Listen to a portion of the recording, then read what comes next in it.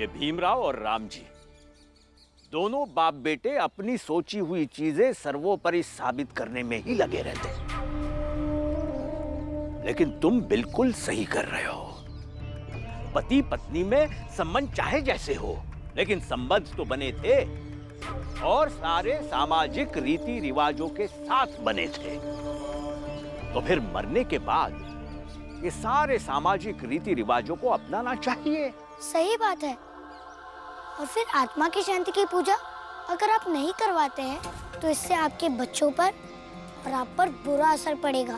अब बिल्कुल ठीक कह रहे हैं, लेकिन भाभी समझ नहीं रही हैं। भाभी नहीं समझ रही तो आप समझाइए। और सही चीज को करने के लिए कई बार अपनी मर्जी को जिद बनानी पड़ती है। बिल्कुल सही कहा गोपाल ने। और हम तुम्हें ये विश्वास दिलाते हैं कि हमारी जाति के लोग भी इस वक्त तुम्हारा पूरा साथ देंगे।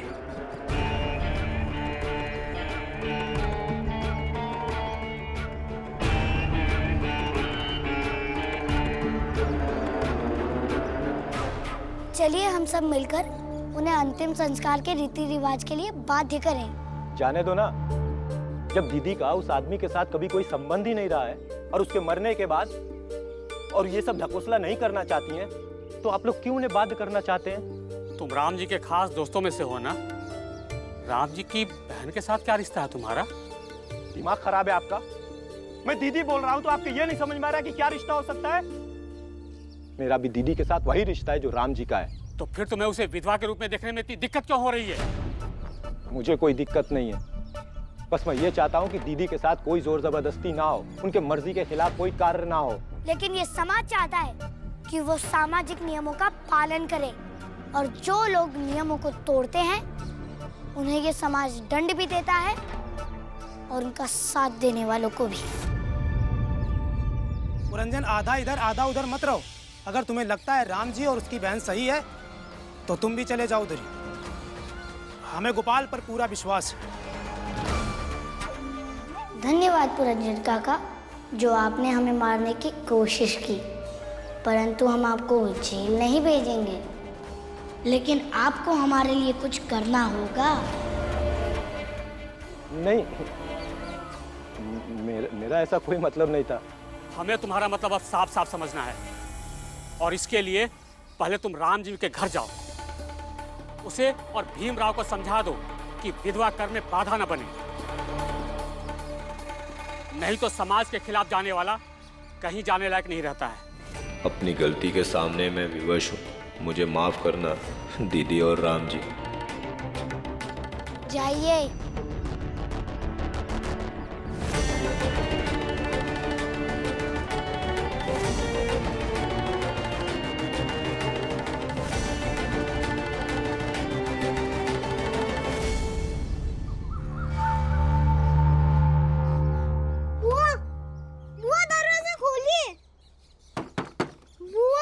भीम, बुआ को अकेला छोड़ दो। ऐसे कैसे अकेला छोड़ दोगे?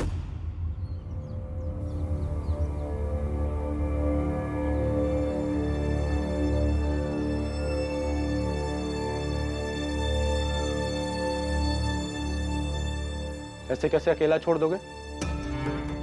जो आज तक इस समाज में नहीं हुआ है वो तुम क्यों करना चाहते हो? देखो पुरंजन, अगर तुम उन लोगों की तरफ से मुझे समझाने आए हो तो मुझे कुछ समझना नहीं है। क्यों नहीं समझना है?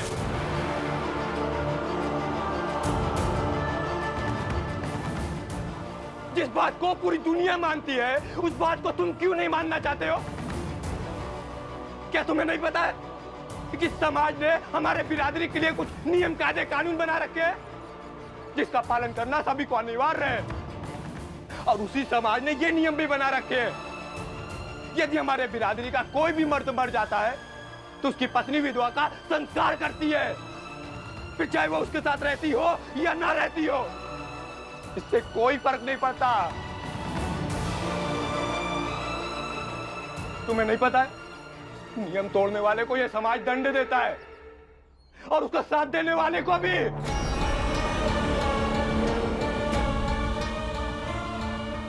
राम जी, तुम इतनी सी बात को क्यों नहीं समझ रहे हो?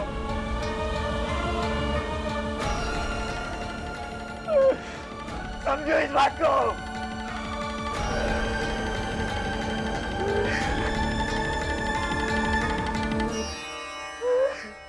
रंजन काका, संभालिए अपने आप को। कैसे संभालो? अपने पापा को समझाओ। क्यों जिद कर रहा है ये? क्यों नहीं उन लोगों की बात को मान लेता है? नहीं माननी है मुझे उनकी बात, नहीं माननी है। अगर ये नियम समाज ने बनाया है तो समाज को यह नियम बदलना होगा। समाज को बदलने की हैसियत नहीं है तुम्हारी राम जी, इसलिए हम तुम्हें बदलने आए हैं।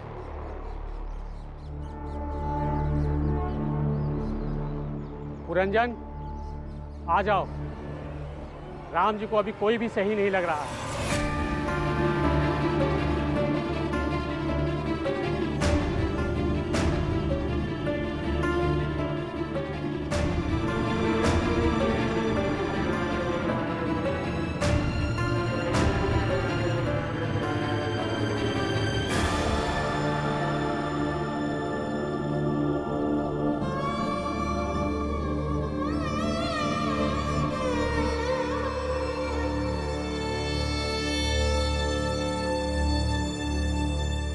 काका, एक बात कहूँ, हमें आप लोग भी सही नहीं लग रहे हैं।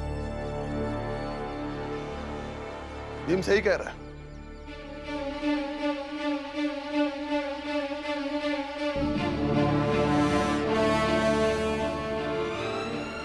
अभी आप लोग भी सही नहीं लग रहे। हमें बदलने की बजाय अपने आप को बदलो, क्योंकि आप लोग भी वही भाषा बोलने लगे हो जो सदियों से बड़ी जाति के लोग हमें बोलते आए हैं। इन लोगों ने हमारी जिंदगी जानवर से भी बदतर बना के रखी है, आप लोग उन्हीं का साथ दे रहे हो। अभी जात की बात नहीं हो रही है राम जी काका, एक औरत की हो रही है जो कि विधवा हो चुकी है, लेकिन विधवा का संस्कार नहीं करना चाहती है। इन औरतों के साथ भी समाज के नियम बनाने वाले ऊंची जातियों ने वही सुलूक किया जो हम छोटी जातियों के साथ किया।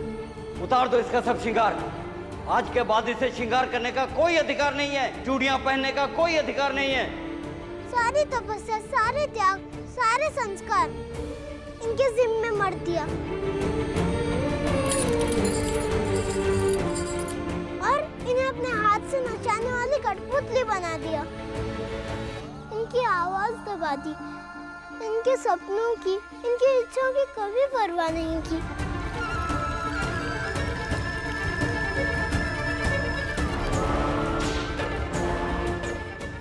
और सिर्फ अपनी इच्छा इनके ऊपर थोपते रहे। कल सुबह इसके बालों का मुंडन होगा, उसके बाद स्नान आदि करने के बाद विधिवत पूजा पाठ किया जाएगा और फिर ये संकल्प लेगी कि अब से इसका जीवन सादगी भरा होगा।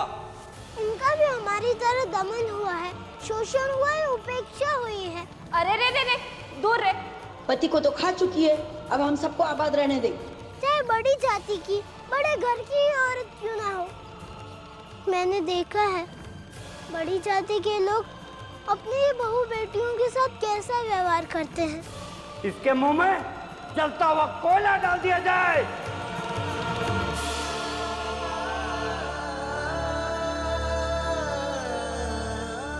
गोपाल, तुम्हें तो भीम की बातें समझ में आ रही होगी ना? राम जी, पुत्र मुंह से बाहर निकलो। तुम्हारे बेटे ने कह दिया तो उसकी बातें वेद वाक्य नहीं हो गई हैं। हम यहाँ उपदेश सुनने के लिए नहीं आए।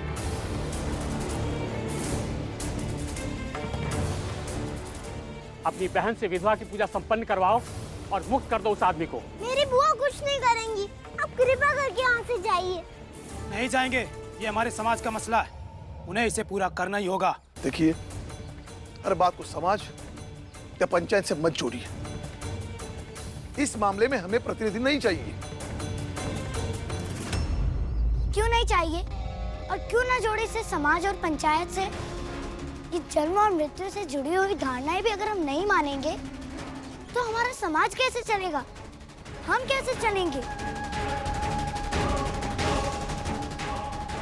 आपसे जो कहा जा रहा है वो नहीं मानेंगे तो पंचायत भी बैठेगी। हम चलेंगे कैसे? इस सवाल पर अब हमें सोचना होगा। क्या अब भी हम सब चुपचाप रहेंगे या फिर उस बात का बदला लेंगे? जब उस भीम ने हमारी ही जाति की एक विधवा के साथ खड़े रहकर हमारी धार्मिक मान्यताओं की धज्जियां उड़ाई थी। अगर आप लोग उन्हें पानी दे देंगे तो मैं पानी देने नहीं आऊंगा, वरना आऊंगा, रोज रोज आऊंगा।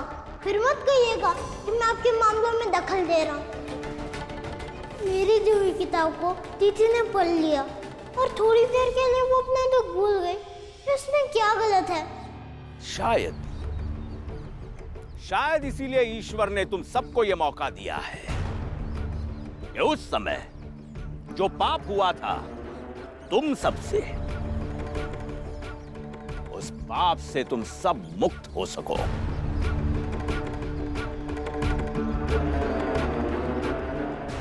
तेरी वजह से आज हमारे समाज की एक विधवा लड़की में इतनी हिम्मत आ गई कि वो हम सबके खिलाफ चली गई, यहाँ तक कि भाग गई। मुझे नहीं पता कि उनके अंदर हिम्मत कैसे आ गई, लेकिन मुझे इस बात की खुशी है कि उनके अंदर हिम्मत आ गई है।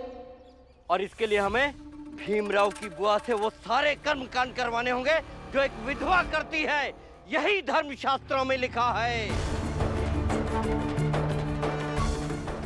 भाइयों, महाराज जी और पंडित जी एकदम सही कह रहे हैं। हमें एकदम सही मौका मिला है पुरानी सारी गलतियों को सुधारने का।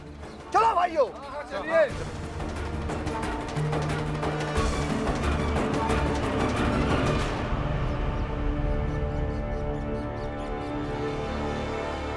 अब चाहे जो भी हो जाए, मेरी बुआ कोई भी संस्कार निभाए, ये मैं होने नहीं दूंगा।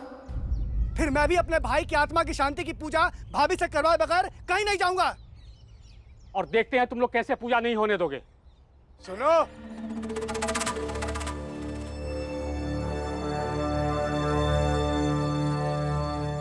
आप लोग देख क्या रहे हो? तोड़ दो दरवाजा।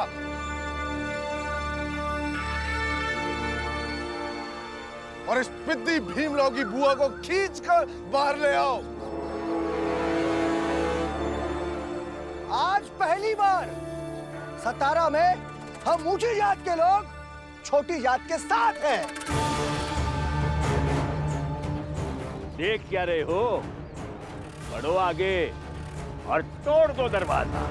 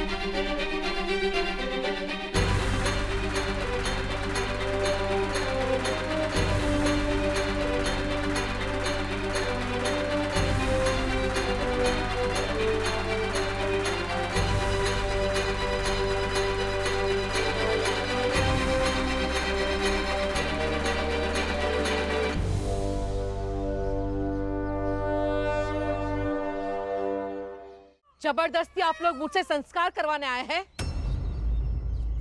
किस हक से आप लोग सब यहाँ आकर खड़े हो गए हैं?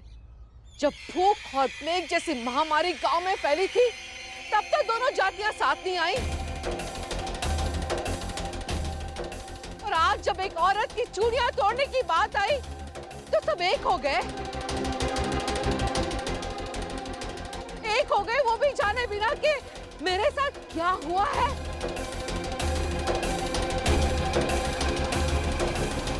बहुत छोटी थी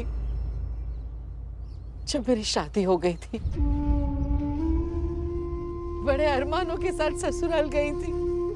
नई बहू का ससुराल में गृह प्रवेश होता है, मेरा नहीं हुआ। मैं मजाक बन गई क्योंकि मैं अपाहिज थी।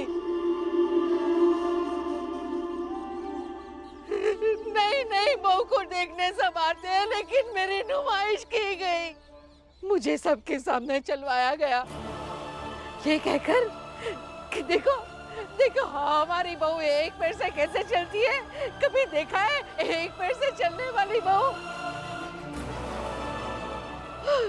और सब जोर जोर से हंसते थे।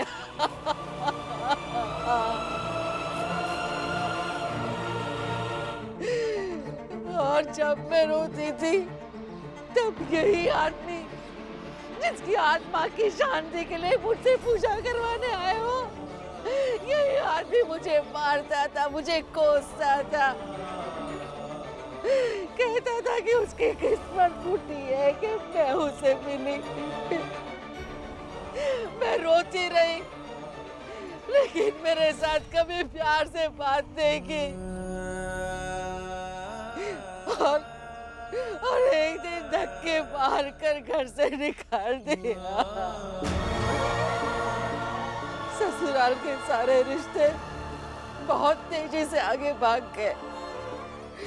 अगर भैया और बीबा भाई नहीं होते तो मैं जिंदा भी नहीं होती।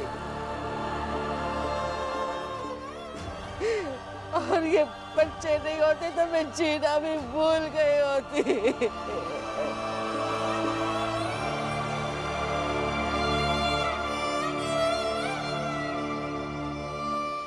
और ये सब मैंने अकेले झेला है, इसलिए किसी व्यक्ति और किसी समाज को ये हक नहीं है कि मुझे ये समझाए कि मुझे क्या करना चाहिए और क्या नहीं।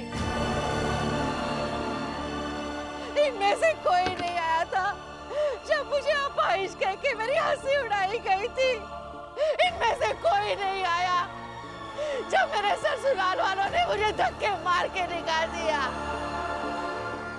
इनमें से कोई नहीं आया था जब मेरे पति ने मुझे पत्नी मानने से इनकार कर दिया था।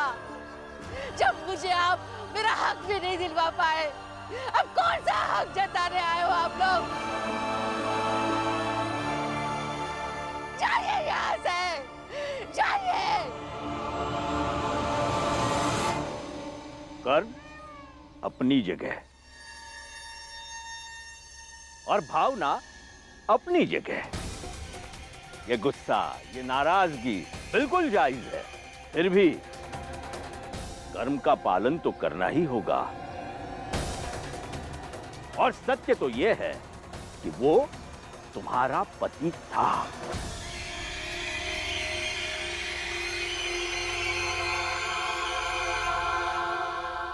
महाराज सत्य कह रहे हैं, शायद काकी कमजोर पड़ रही है। पति की मौत की खबर इन पर भारी पड़ रही है और ऐसी असहाय स्थिति में हमारा कर्तव्य बनता है कि थोड़ी जबरदस्ती करके इनसे इनके कार्य का पालन करवाएं। जो महिलाएं हैं वो जाएं और इनकी मदद करें।